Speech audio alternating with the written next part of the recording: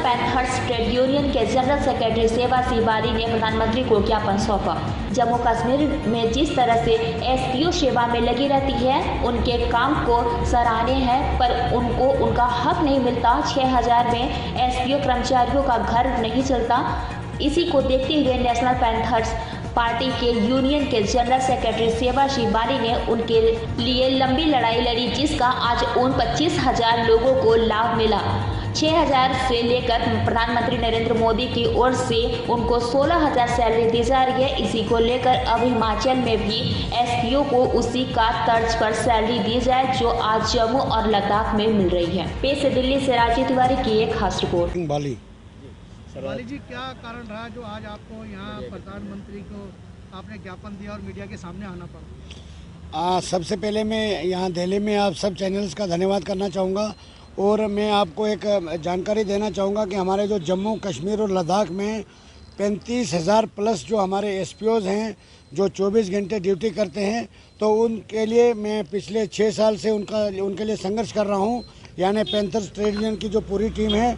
और आज हम यहाँ पर प्राइम मिनिस्टर ऑफिस में यहाँ पर एक मेमोरेंडम लेके गए थे, जिसमें हमारे दिल्ली प्रदेश के प्रेसिडेंट हमारे जोली साहब भी हमारे साथ थे, और हम वहाँ पर गए और हमें प्राइम मिनिस्टर ऑफ इंडिया का हम धन्यवाद करना चाहेंगे, क्योंकि उन्होंने आश्वासन दिया है कि विद इन वीक टाइम, एक हफ्ते के अंदर अंदर हम जम्मू कश्मीर के चीफ सेक्रेटरी को लिख देंगे और हिदायत जारी कर देंगे कि इनका जो जेन्युइन डिमांड्स है उनको फौरी तौर पर हल किया जाए।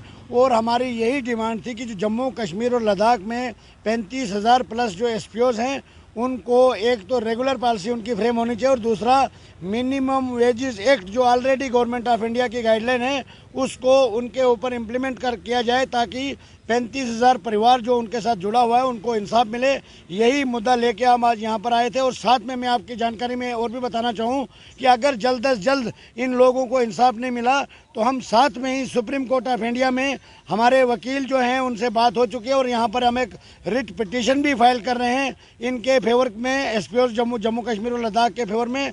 और साथ में मैं बताना चाहूँगा कि हमारे जो यहाँ जो हिमाचल प्रदेश में जो एसपीओज़ हैं 500 के करीब, वहाँ से भी लोग यहाँ पर हमारे दिल्ली ऑफिस में अप्रोच किया था। कल वो यहाँ पर पहुँचे थे, उन्होंने भी हमसे गुजारिश की थी और उनका भी हमने मेमोरेंडम दिया प्राइम मिनिस्टर साहब को, और उन्होंने उनको सिर्फ मात्र 6,000 रुपया ही तनख्वाह दी जाती है। और हमने डिमांड की कि जैसे जम्मू कश्मीर में पिछले साल जो एक गवर्नमेंट ऑफ होम डिपार्टमेंट ने एक आर्डर इशू किया था, जिसमें उनको 6,000, 12,000, 15,000 और 18,000 तक सैलरी दी जाती है, उसी तर्ज पर हिमाचल प्रदेश के एसपीओज़ को भी दिया जाए। और वो भी हमने मेमोरेंडम उनको दिया था प्राइम मिनिस्टर ऑफ इंडिया, ये आपके सामने उन्होंने रिसीव किया। और मैं प्राइम मिनिस्टर साहब को धन्यवाद करना चाहूँगा, क्योंकि उन्होंने पिछली बार भी हम उनके पास आए थे और उन्होंने पॉजिटिव रिस्पांस दिया था, और यहाँ से हमारे जम्मू कश्मीर के चीफ सेक्रेटरी को लिखा था।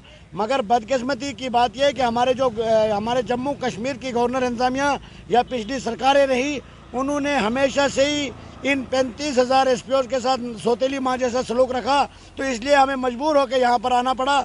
और मैं आप सबके चैनल के माध्यम से भी प्राइम मिनिस्टर साहब से और होम मिनिस्टर साहब से अपील करना चाहूँगा कि फौरी तौर पर जम्मू कश्मीर के एसपीओज़ को जो 24 घंटे ड्यूटी देते हैं और हमेशा गोली के सामने खड़ा रहते हैं, तो इसलिए उनको चाहे कि फौरी तौर पर ज़ाती तवज्जो देकर उनको इंसाफ दे।